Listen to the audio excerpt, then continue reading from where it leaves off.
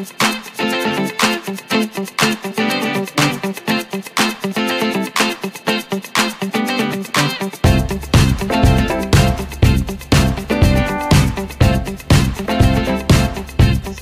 Students, welcome to our channel. आज हम पढ़ेंगे क्लास 9th के बायोलॉजी का पार्ट जो कि चैप्टर नंबर 5 है, the fundamental unit of life. तो इस वीडियो में हम चैप्टर का ओवरव्यू लेंगे और कुछ 2-3 टॉपिक्स इस वीडियो में कवर करेंगे जो स्टार्टिंग के है, जैसे किसने सेल डिस्कवर किया, सेल थ्योरी क्या है, और कुछ मेजर कॉमन चीजें हैं जो हर सेल में प्रेजेंट होती है। इस वीडियो के थ्रू अपन ये सारी चीजें कवर करेंगे। और जो इसका सेकंड पार्ट होगा उसके अंदर सारी सेल ऑर्गेनेलीज और वो सारा ऑर्गेनल्स अपन सारे कंप्लीट कवर करेंगे विद डायग्राम्स एंड ऑल। तो मैं चाहता हूँ कि चैप्टर शुरू करने से पहले, वीडियो देखने से पहले सब जन अपने हाथ में एक रफ नोटबुक वगैरह ले लो जिसमें आप देख के नोट्स वगैरह उतार सकते हो।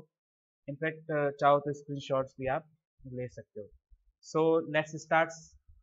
शुरू करते हैं चैप्टर। तो यहाँ पे चैप्टर शुरू करने से पहले एक लाइन लिखिए, चैप्टर का नाम the fundamental unit of life.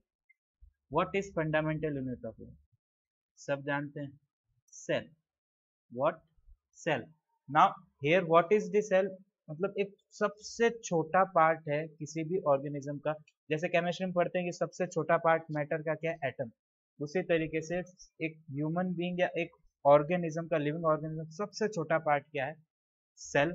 और यहाँ पे जो ये लाइफ है ये क्या रिप्रेजेंट कर रहा है? Living organisms. क्या कर रहा है? लिविंग ऑर्गेनिज्म को रिप्रेजेंट कर रहा है।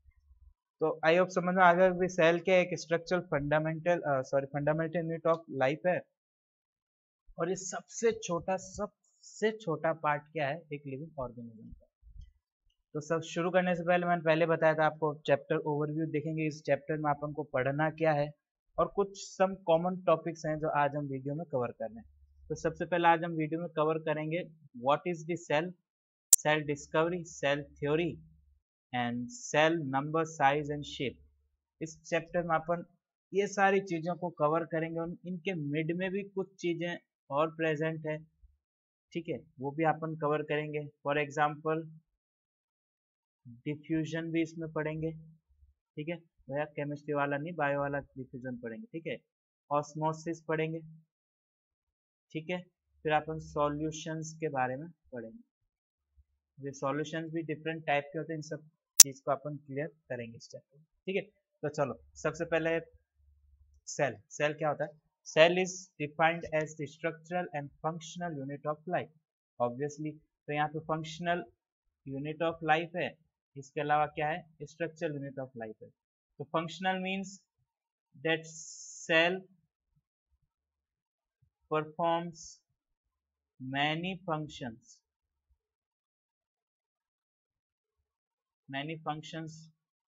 of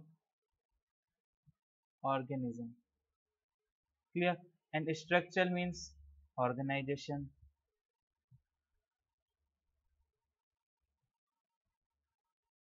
of organism, ठीक है। तो सेल का मतलब तो समझ आ गया, एक बहुत छोटा सा फंक्शनल और स्ट्रक्चरल यूनिट क्या है? लिविंग ऑर्गेनिज्म का, ठीक है। एक और चीज इसमें अपन पढ़ते हैं, स्ट्रक्चरल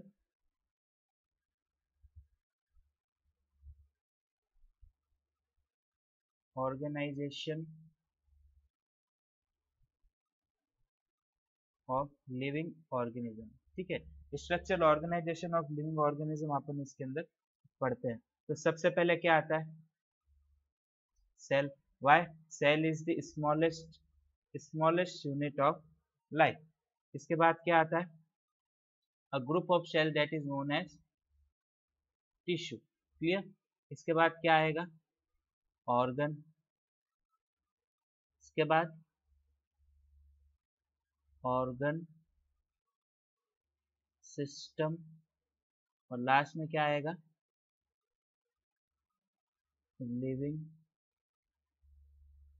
ऑर्गेनिज्म, क्लियर। क्या आएगा? Living organism.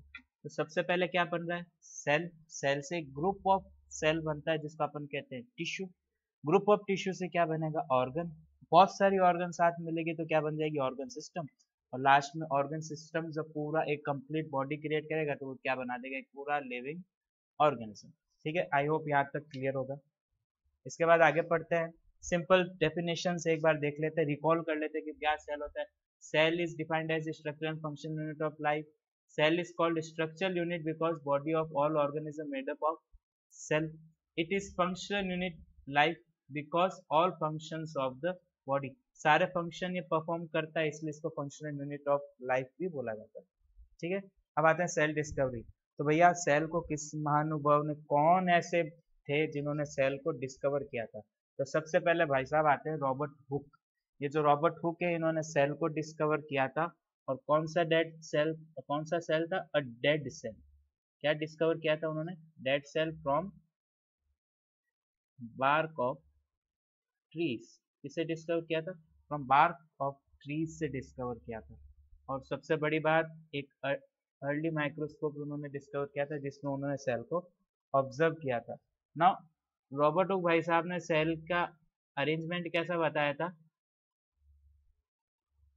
Brick wall like arrangement था उसका। ठीक है, और ईंटों की दीवार देख रखी है ना, कैसे एक दूसरे से ईंट जुड़ी होती है, वैसे उन्होंने बताया कि सेल का अरेंजमेंट इस टाइप से होता है। इसके बाद भैया साइंटिस्ट आते हैं दूसरे, भाई साहब आते हैं एंटोनी वेन ल्यूवन हुक। इन्होंने क्या डिस्कवर कर दिया? सेल ही किया, लेकिन कौन सा सेल किया? A living cell. क्या डिस्कवर किया? A living cell from human cheek cells. क्या, कहाँ से डिस्कवर किया? From human cheek cells. ठीक है, इसके बाद आगे बढ़ते एक और साइंटिस्ट भाई साहब आते हैं कि भाई अगला साइंटिस्ट कौन है? Robert brown. ये रॉबर्ट ब्राउन भाई साहब ने डिस्कवर किया न्यूक्लियस। अभी न्यूक्लियस क्या है? Brain of the cell. Brain of the cell बोल रहा हूँ तो ऑब्वियसली मेन फंक्शन इसका क्या है? टू परफॉर्म और टू कंट्रोल कंप्लीट सेल। ठीक है, इसके बाद बात करते हैं अगले साइंटिस्ट की, Johnson Purkinje. Now this Johnson Purkinje has given the term protoplasm. What is protoplasm? a living material present inside the cell, a living material present inside the cell। Clear? चलो अब आती है cell theory. Cell theory 3 scientist ने मिलकर दिया था, जो कि हैं स्केलेडियन, स्वान एंड वर्च्यू। ये जो 3 साइंटिस्ट है इन्होंने क्या किया था कि पूरा का पूरा सेल थ्योरी को ड्राइव किया था कि क्या होता है सेल थ्योरी में, और इन्होंने बताया था कि एक्चुअल में सेल थ्योरी क्या है। ठीक है, तो the cell theory was given by, if the question आता है एग्जाम में तो अपन क्या लिखेंगे कि सेल थ्योरी किस किसने दिया था? स्केलेडियन, स्वान और वर्च्यू ने सेल थ्योरी दिया था। स्केलेडियन ने क्या बोला कि all the plants are made up of cells. जितने भी प्लांट्स प्रेजेंट है या फिर ऑल लिविंग थिंग्स, ठीक है, ये सब किससे बने हैं? किससे बने हैं? सेल से। किससे? सेल से बने। ठीक है, इसके बाद स्वान ने क्या बोला? All animals are made up of the cell. Obviously मैंने बोला कि क्या है, सारे लिविंग ऑर्गेनिक थिंग्स किससे बनी है? सेल से बनी है। अब ऑब्वियसली सेल से बनी है तो इनके अंदर क्या है? Cells are the basic unit of structure and function in an organism. तो सेल का काम ही यही है। सेल है क्या? एक स्ट्रक्चर और function unit of the body है। तो इनका एक बेसिक ये स्ट्रक्चर और था।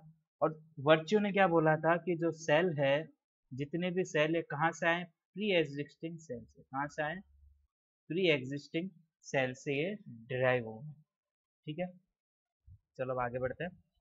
आहा, एक नया टॉपिक आया, cell number, size and shape. तो cell number of size shape को समझने के लिए सबसे पहले तो ऑब्वियस है कि सेल नंबर साइज को समझने के लिए 2 टाइप का सेल रहता है ऑर्गेनिज्म। एक तो ऑर्गेनिज्म है यूनिसेल्युलर और एक ऑर्गेनिज्म क्या है? Multi cellular. यूनिसेल्युलर कैसे है?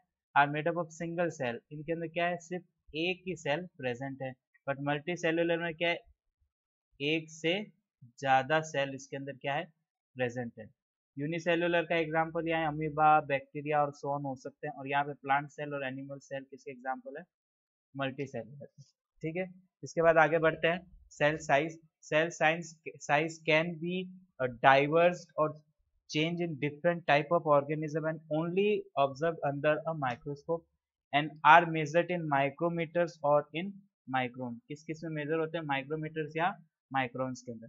तो सबसे पहले कुछ एग्जांपल यहाँ पे दिए हुए हैं। Some examples are given. Mycoplasma जो कि क्या है? सबसे स्मॉलेस्ट सेल है। इसके बाद में दिया हुआ है नर्व सेल जो कि सबसे लॉन्गेस्ट सेल है, और फिर इसके बाद दिया हुआ है ऑस्ट्रिच एग जो कि सबसे लार्जेस्ट सेल है। इसके बाद आता है सेल शेप में। तो सेल शेप ऑब्वियसली वेरी करेगा, बिकॉज ऑर्गेनिज्म सब अलग अलग होते हैं, तो उनके अंदर सेल भी क्या होंगे? डिफरेंट होंगे। और प्लांट सेल के जो साइज और शेप ऑफ द सेल है वो एनिमल सेल से भी डिफरेंट होता है। इसके अलावा they may be spherical, oval, elliptical and different types also. तो दीज आर गिवन। तो इसको फटाफट से लिख लो या फिर आप स्क्रीनशॉट लेके बाद में नोट्स बना सकते हो। Now 3 common features in all the cell. सभी सेल में कुछ कॉमन फीचर्स होते हैं। ठीक है, तो मैं बात करूंगा सबसे पहले क्या है। सबसे पहला फीचर क्या है? Plasma membrane. ठीक है, दूसरा क्या है फीचर? साइटोप्लाज्म। तीसरा क्या है फीचर? न्यूक्लियस। क्लियर? ये 3 टाइप के कॉमन फीचर्स हैं जो हर सेल के अंदर प्रेजेंट होंगे, whether it is animal cell और या फिर वो प्लांट सेल हो सकता है। ठीक है, आगे चलते हैं। सबसे पहले प्लाज्मा मेम्ब्रेन के बारे में समझते हैं। तो प्लाज्मा मेम्ब्रेन का ये डायग्राम दे रखा है। तो ये डायग्राम किस लिए रिस्पॉन्सिबल है? एक तो सबसे ज्यादा हेल्प करता है ट्रांसफर ऑफ सम गैसेस और वाटर। ये H2O का ट्रांसफर करता है, O2 का और CO2 का transfer within the cell. ठीक है, और डिफरेंट प्रोसेस से होता है। कौन से प्रोसेस से? डिफ्यूजन और ऑस्मोसिस से। तो सबसे पहले पढ़ते हैं कि डिफ्यूजन क्या है, उसके बाद देखेंगे कि ऑस्मोसिस क्या है। Not diffusion, the net passive movement of molecules or particle from the region of higher concentration to the lower concentration। तो ये डायग्राम में देख सकते हो कि ये वाला जो एरिया है वो कौन सा है? हायर कंसंट्रेशन का। और ये वाला एरिया कौन सा है? लोअर कंसंट्रेशन का। वो क्या रहा है? हायर से किस तरफ सॉल्यूशन जा रहा है? लोअर की तरफ। हायर से सॉल्यूशन कहाँ ट्रांसफर हो रहा है? लोअर की तरफ। ऑब्वियस है, क्या कह रहा है कि जितना भी सराउंडिंग्स में सॉल्यूशन प्रेजेंट है वो कहाँ से मूव हो रहा है? हायर से लोअर की तरफ। ठीक है, इसको कहते हैं डिफ्यूजन। और ये डायरेक्टली लोअर की तरफ मूव करेगा विदाउट एनी ऑब्स्टेकल। बट जब ऑस्मोसिस की बात करता हूं तब क्या होता है कि इनके बीच में एक सेमी परमेबल मेम्ब्रेन क्रिएट हो जाता है। ऑस्मोसिस में क्या होता है? एक सेमी परमेबल मेम्ब्रेन क्रिएट हो जाता है जिसके थ्रू हायर से लोअर कॉन्सेंट्रेशन फ्लो करेगा। तो हायर कंसंट्रेशन, ठीक है, और फिर अपने पास है लोअर कंसंट्रेशन। बीच में क्या प्रेजेंट है? सेमी परमिएबल मेम्ब्रेन प्रेजेंट है। इसके थ्रू क्या होगा? सॉल्यूशन ट्रांसफर होगा। ठीक है, तो एक छन्नी नहीं होता जैसे चाय छानते हैं तो कुछ पार्ट ऊपर है कि नीचे निकल जाता है। तो ऑब्वियसली जब इसके थ्रू हायर कॉन्सेंट्रेशन का सॉल्यूशन नीचे जाएगा तो वो लोअर कॉन्सेंट्रेशन में मिक्स होगा। इसके बाद क्या होगा कि जो बाद में जो कंप्लीट सॉल्यूशन बचेगा वो कैसा हो जाएगा? सेम कॉन्सेंट्रेशन का। कैसा हो जाएगा? सेम कंसंट्रेशन का। ठीक है, इसके बाद बात करते हैं सॉल्यूशंस। तो सॉल्यूशंस क्या है? सॉल्यूशन है सॉल्यूट प्लस सॉल्वेंट। तो solute can be solid part and solvent can be liquid part. ठीक है, लिक्विड पार्ट में अपन कह सकते हैं H2O भी हो सकता है ये। तो types of solution: isotonic, hypertonic and hypotonic. Isotonic में क्या होता है? बोथ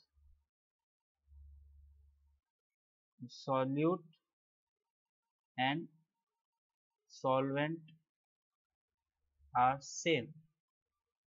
इसमें क्या होता है? सॉल्यूट और सॉल्वेंट सेम है तो इसका सेल कैसा होगा?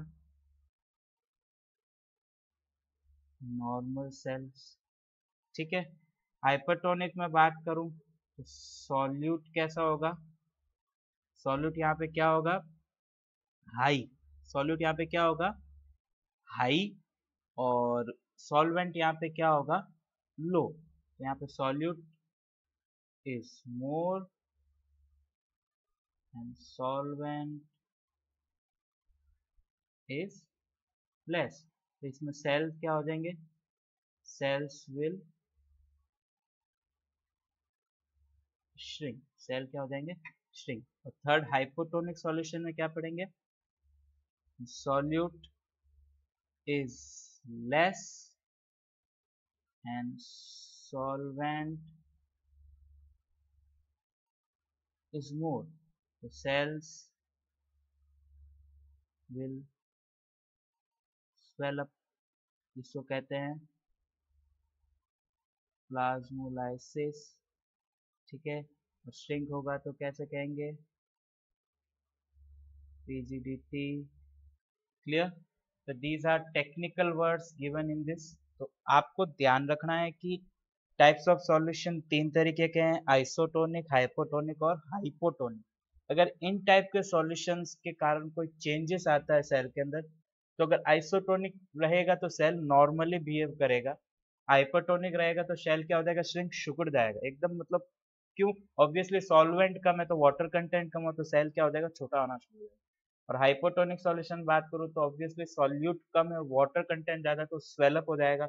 और प्लाज्मोलाइसिस मतलब स्वेलअप होकर बर्स्ट हो जाएगा, तो इस प्रोसेस को कहते हैं प्लाज्मोलाइसिस। अब आज के वीडियो में एक लास्ट टॉपिक और कर लेते हैं अपन, सेल वॉल, जो कि एक बहुत ज्यादा स्ट्रेंथ क्रिएट करता है सेल के आउटर लेयर में, जो सारी जो सेल ऑर्गेनल्स प्रेजेंट है वो सेफ रहे। तो एक बात करूं, जैसे कॉमन सेल है, ठीक है, now this is the common cell present in the every living organism. तो इसकी आउटर लेयर वो क्या है, सेल वॉल, क्या है, सेल वॉल। और ये क्या प्रोवाइड करता है, स्ट्रेंथ, क्या प्रोवाइड करता है, स्ट्रेंथ। और commonly this is present in plants, fungi and bacteria, इनके अंदर क्या प्रेजेंट है, सेल वॉल, क्या प्रेजेंट है, सेल वॉल कॉमन, क्लियर। तो आई होप यहाँ तक आपको चैप्टर क्लियर हो गया होगा। इसके बाद हम इस चैप्टर में अब अपने पास बचता है टाइप्स ऑफ सॉल्यूशन वगैरह अपन ने कर दिए। अब अपन करेंगे नेक्स्ट वीडियो में टाइप्स ऑफ सेल, ठीक है, cell organelles and cell division, clear. तो ये सारे टॉपिक अपन अब नेक्स्ट वीडियो में कवर करेंगे। आई होप यहाँ तक किया है वहां तक आपको क्लियर होगा। इस चैप्टर में अपन ने काफी सारी चीजें पढ़ ली, एक बार रिकॉल कर लेते हैं कि इस चैप्टर में अपन ने क्या क्या किया। तो सबसे पहले अपन ने सेल के बारे में देखा कि सेल किस टाइप का होता है, इसके बाद में सेल की डेफिनेशन एंड ऑल देखा, फिर सेल डिस्कवरी, सेल थ्योरी के किया, cell number, size and shape के बारे में देखा, तीन कॉमन फीचर्स देख लिए, और प्लाज्मा मेम्ब्रेन का फंक्शन देख लिया, प्लाज्मा मेम्ब्रेन में डिफ्यूजन वाला प्रोसेस भी देख लिया और ऑस्मोसिस भी देख लिया, सॉल्यूशंस के टाइप भी पढ़ लिए कि किस किस टाइप के सॉल्यूशन प्रेजेंट, और सेल वॉल के बारे में पढ़ लिया। तो मेरे को लग रहा है कि इससे इजी तरीका नहीं है इस चैप्टर को करने के लिए, और बहुत सिंपल तरीके से मैंने आपको सब चीज़ों के बारे में एक बार बता दिया है। तो ये अपना पहला पार्ट रहने वाला है, जिसके अंदर अपन ने कुछ चीज़ें कॉमन जो चीज़ें इस चैप्टर में थ्योरेटिकल है वो सारी कर दी। अब जो सेकंड पार्ट रहेगा उसके अंदर सभी सेल ऑर्गेनल्स के फंक्शंस और वो क्या हैं और क्या परफॉर्म करते हैं और कैसा स्ट्रक्चर है, वो सब चीज़ें अपन अगले पार्ट में कवर करेंगे। तो मुझे लगता है कि इतना आपको समझ में आया होगा, आई होप क्लियर हुआ होगा टॉपिक यहाँ तक। नोट्स इसके स्क्रीनशॉट के साथ आप कर सकते हो, और कुछ दिनों में मैं व्हाट्सएप चैनल का भी हम एडिटर व्हाट्सएप चैनल भी लॉन्च कर रहा है, वहाँ पे आपको नोट्स प्रोवाइड करेंगे, extra questions and many thing, the resourceful things we will provide at your WhatsApp channel. मैं उसका भी लिंक आपको दे दूंगा, बाकी मेरे को लग रहा है कि यहाँ तक आपको क्लियर होगा। और रेगुलरली क्लास 9th और 10th के मैथ्स के वीडियो भी आपको अवेलेबल होंगे हमारे इस चैनल पे। और कुछ नेक्स्ट वीक तक कोशिश है, और इसी वीक में नेक्स्ट वीक में कोशिश है कि फिजिक्स और केमिस्ट्री के भी आपके लेक्चर्स स्टार्ट हो जाएं। और क्लास 11-12 के भी लेक्चर शुरू करने वाले हैं। तो इस चैनल पे आपको 6 to 12 के लगभग सभी सब्जेक्ट के आपको क्लासेस मिलेगी। धीरे धीरे आपको सभी सब्जेक्ट के क्लासेस मिलना शुरू हो जाएंगे। शॉर्ट वीडियो आ ही रहे हैं, जिस टॉपिक पे बच्चों को ज़्यादा प्रॉब्लम होती है वो टॉपिक्स भी हम क्लियर करें। तो आई होप फर्स्ट चैप्टर का बायोलॉजी का जो चैप्टर नंबर 5 है, फंडामेंटल यूनिट ऑफ लाइफ, इसका फर्स्ट पार्ट आपको क्लियर है। तो मुझे लगता है कि आपको पसंद आया होगा वीडियो, तो लाइक शेयर कमेंट और most important please do subscribe our channel so to begin और सपोर्ट करने के लिए। ठीक है, तो इस चैनल को सब्सक्राइब करेगा। Thank you.